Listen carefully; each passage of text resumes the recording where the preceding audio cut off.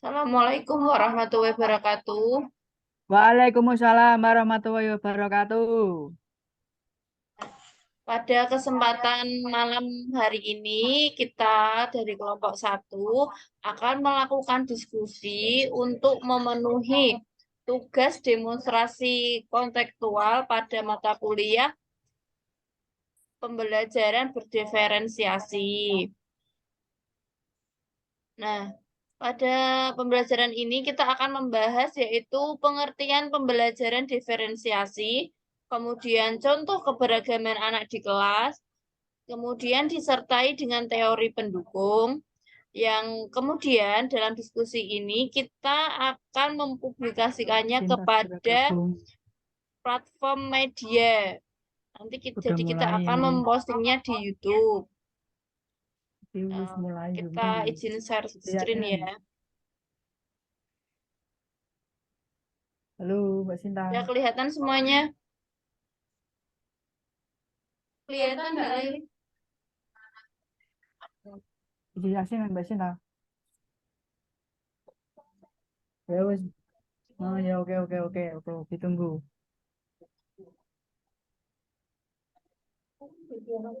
Udah kelihatan Mbak. Monggo silahkan dimulai.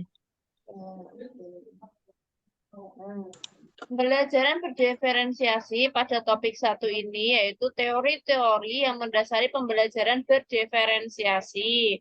Untuk anggota kelompok kita ada saudari Anis Hidayatullah, Ayu Puji Astuti, Hilmi Rafi, Laili Nur Hidayatul Latifah, Naili Saada, Sinta Arfiani, dan Reza Aditya.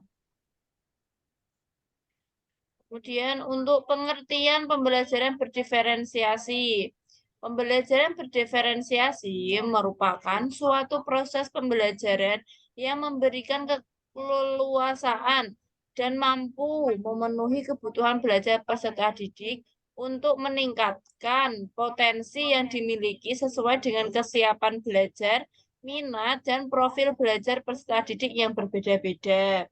Di sini tugas guru adalah untuk memfasilitasi peserta didik sesuai dengan kebutuhannya. Karena setiap peserta didik mempunyai karakteristik yang berbeda-beda, yang mana tidak bisa diberikan perlakuan yang sama.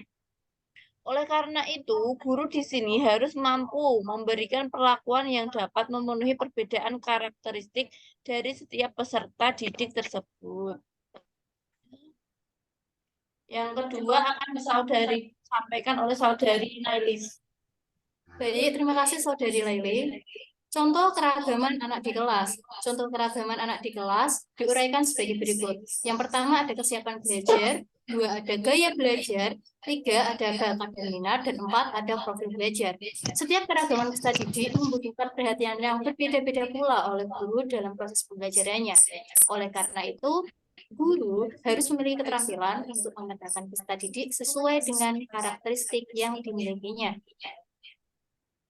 Yang pertama, implementasi contoh keragaman peserta didik berdasarkan kesiapan belajar.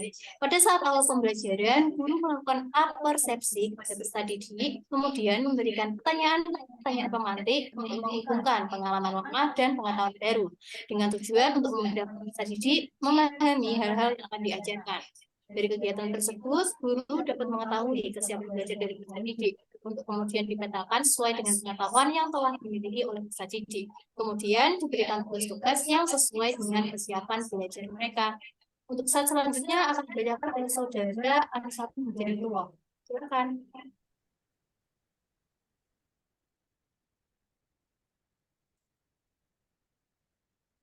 Monggo Mbak Anis bisa dibacakan. Baik, terima kasih. Baik, terima kasih Saudari Nailis. Yang kedua, implementasi contoh keragaman peserta didik berdasarkan gaya belajar. Peserta didik pasti memiliki gaya belajar yang berbeda-beda dalam kegiatan belajarnya. Di dalam kelas, sebagai seorang guru harus memiliki keterampilan atau strategi untuk mengetahui gaya belajar peserta didiknya. Ada 3 tipe gaya belajar peserta didik yang meliputi A. Gaya belajar visual, B. Gaya belajar auditory, C. gaya belajar kinestetik. 3. Implementasi contoh keragaman peserta didik berdasarkan minat belajar. Minat adalah salah satu motivator penting bagi peserta didik untuk terlihat aktif dalam proses pembelajaran. Gagasan untuk membedakan melalui minat adalah menghubungkan peserta didik pada pelajaran untuk menjaga minat mereka. Seorang guru bertugas menjaga minat peserta didik yang tinggi dan diharapkan dapat meningkatkan kinerja peserta didik. Dan bentuk minat peserta didik yang beragam seperti minat dalam bidang seni, matematika, sains, drama, dan sebagainya. Selanjutnya akan dibacakan oleh Saudari Ayu, dipersilakan. Ayu, ya.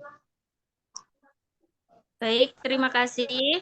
Untuk yang selanjutnya, keempat, implementasi contoh keberagaman peserta didik berdasarkan profil belajar.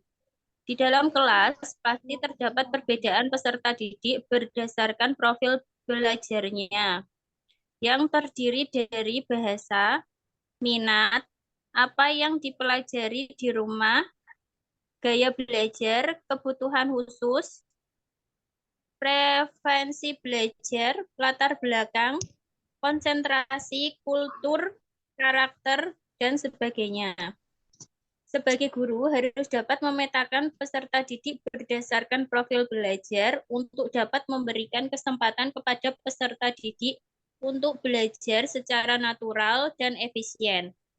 Hal tersebut dilakukan dengan melakukan pendekatan kepada peserta didik secara langsung melalui koordinasi dengan orang tua agar terjalin komunikasi sehingga dapat melakukan pemenuhan kebutuhan peserta didik.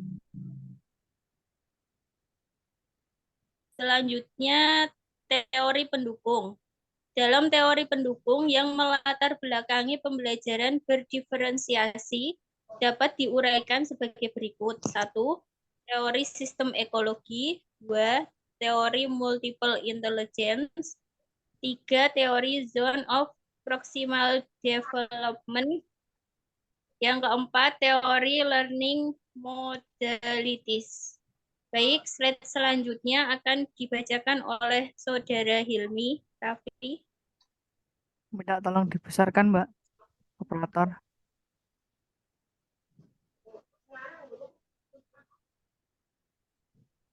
Oke, selanjutnya adalah yang pertama teori sistem ekologi. Perkembangan peserta didik dipengaruhi oleh interaksi di dalam lingkungan sosial di mana peserta didik tinggal, baik di dalam lingkungan keluarga, teman sebaya, sekolah, dan masyarakat. Teori sistem ekologi ini merupakan pandangan sosiokultur Bronfenbrenner tentang perkembangan yang terdiri dari 5 sistem lingkungan yang meliputi 1. Mikrosistem, 2. Mesosistem, 3. Ekosistem, 4. Makrosistem, 5. Chronosistem. Next. 2. Teori multiple intelligence. Menurut Neville Gardner, intelligence Baik, terima merupakan... kasih. Yang kedua yaitu ya, baik, terima kasih Mas Hilmi. Yang kedua yaitu teori multiple intelligence. Menurut Howard Gardner, intelijensi merupakan kemampuan seseorang untuk memecahkan persoalan dan menghasilkan produk dalam suatu setting yang bermacam-macam.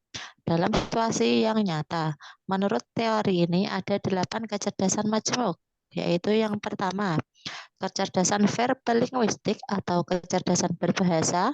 Yang kedua, kecerdasan logis matematis atau kecerdasan mengolah angka.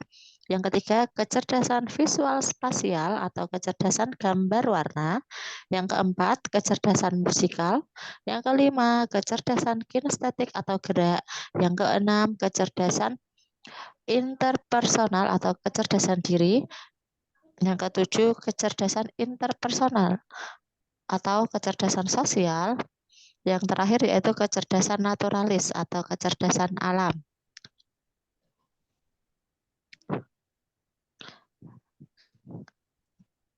Yang ketiga yaitu teori Zone of Proximal Development atau yang disingkat ZPD.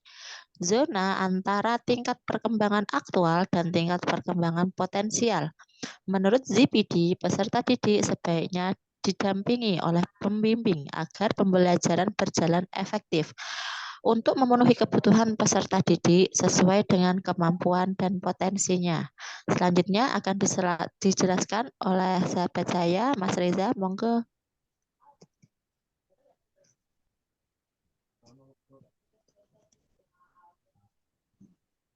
Silakan Saudara Reza untuk membacakan presentasinya.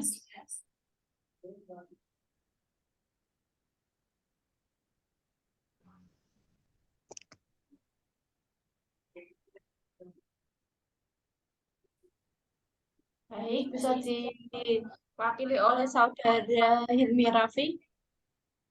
Oke, baik, yang keempat adalah teori learning modalities. Learning modalities atau dikenal dengan gaya belajar, di mana terdapat 3 jenis gaya belajar peserta didik berdasarkan modalitas peserta didik dalam memproses informasi pembelajaran yang meliputi A. Gaya belajar visual, di mana di sini dimaksudnya adalah belajar dengan cara melihat atau melalui suatu media gambar. Yang kedua, gaya belajar auditori, di mana di sini yang dimaksud adalah gaya belajar dengan cara mendengar. Yang ketiga atau yang C, gaya belajar kinestetik. Yang dimaksud di sini adalah gaya belajar dengan cara bergerak, bekerja, menyentuh, atau learning by doing.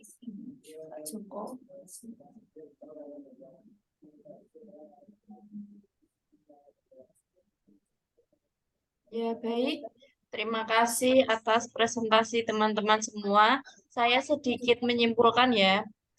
Jadi, teori diferensiasi ini adalah teori yang sangat mendukung atau sangat lekat dengan peserta didik. Jadi, teori ini tuh memihak kepada peserta didik. Bagaimana kita sebagai seorang guru nantinya harus bisa memahami kebutuhan peserta didik. Kita dapat mengelompokkan gaya belajar peserta didik, kebutuhan peserta didik yang selanjutnya akan kita berikan perlakuan yang sesuai dengan karakteristik peserta didik sehingga menghasilkan pembelajaran yang berdiferensiasi. Baik, apakah ada pertanyaan dari teman-teman atau ingin menambahkan? Saya Saudari Naili. Ya, Saya mau silakan menambahkan Saudari Nailis. tentang kesimpulan tadi yang sudah disampaikan sudah sangat bagus, sudah menyampaikan apa tentang pembelajaran berdiferensiasi. Yang ingin saya tambahkan adalah bagaimana seorang guru harus mempersiapkan pembelajaran berdiferensiasi itu sendiri, di mana harus memperhatikan dari belajar tadi mulai dari kesempatan belajar, minat dan bakat, kemudian profil dari kita di mana setelah melakukan sebuah observasi dan mengetahui dari gaya belajar, profil didik, stamina dan bakatnya, kemudian yang diutamakan selanjutnya adalah bagaimana merancang pembelajaran berdiferensiasi itu sendiri sehingga mendapatkan sebuah pembelajaran yang optimal dan juga efektif. Baik, teman-teman lain ada yang mau menambahkan juga atau Baik, memberi? terima kasih. Saya boleh menambahkan, Mbak? Ya, silakan Saudari Hilmi. Oke, baik. Saya Hilmi Rafi. Saya ingin menambahkan dari keterangan Mbak Nailis, mungkin menambahkan juga dari keterangan Mbak Laili itu yang sudah disampaikan. Tadi lebih spesifik lagi ketika dalam pembelajaran pelaksanaannya itu guru menyesuaikan dengan kebutuhan belajar siswa. Maksudnya di sini adalah dalam kegiatan berkelompok nanti akan dibagi menjadi beberapa kelompok sesuai dengan gaya belajarnya atau kebutuhan belajarnya. Semisal dibagi menjadi 3 kelompok. Kelompok yang pertama adalah kelompok yang pemahaman konsepnya itu masih dalam proses berkembang, dan kelompok kedua nanti itu adalah kelompok yang pemahaman konsepnya sudah mulai berkembang atau yang sedang berkembang. Kemudian kelompok yang ketiga adalah kelompok yang sudah dianggap mahir. Maka pelakuannya juga nanti beda. Kelompok pertama nanti diberi pendampingan full karena mereka masih dalam proses perkembangan proses pemahaman konsepnya. Sedangkan pada kelompok 2 nanti diberi alat bantu seperti alat peraga atau diberi pengarahan sedikit. Karena nanti agar memancing pemahaman konsep yang sedang berkembang pada kelompok 2. Sedangkan pada kelompok 3 karena sudah dianggap mahir, maka hanya bersifat pemantauan saja. Mungkin seperti itu tambahan dari saya. Mungkin ada teman yang lain mau menambahkan. Saya mau menambahkan sedikit ya, Kak Laili. Ya, Untuk monggo, Kak. pembelajaran berdiferensiasi merupakan ujung tombak perubahan pendidikan di Indonesia, karena pembelajaran berdiferensiasi adalah pembelajaran yang menyesuaikan apa itu yang dibutuhkan oleh peserta didik, sehingga peserta didik merdeka dalam belajar. Terima kasih, teman-teman. Baik, masih ada mungkin tambahan dari teman-teman yang lain bisa memberikan masukan dan sarannya.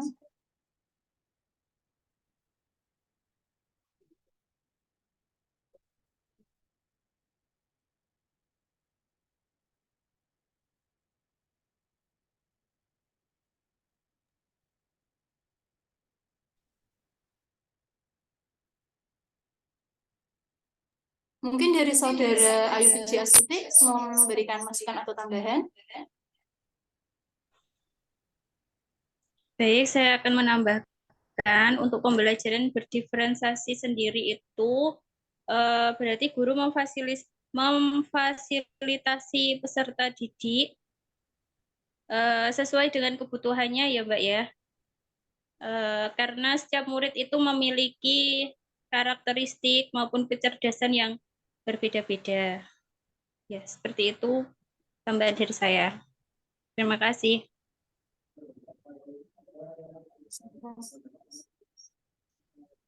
Baik, untuk saudara Sinta mungkin memberikan tambahan, masukan, dan sarannya.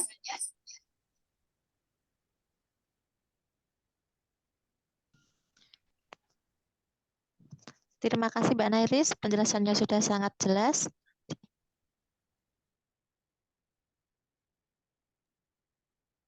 Untuk saudara Reza mungkin ada tambahan masukan. Saudara Reza.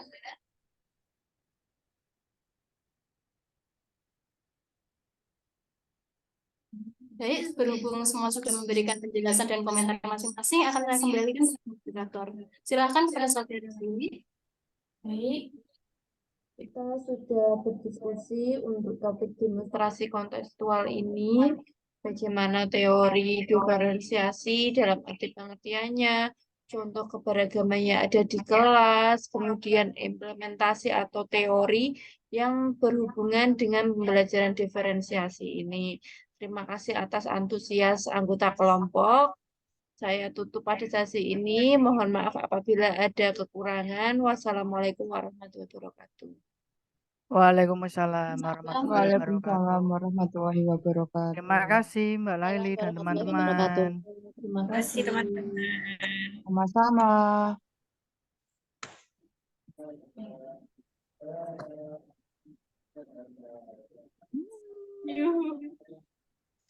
Yuhu lagi.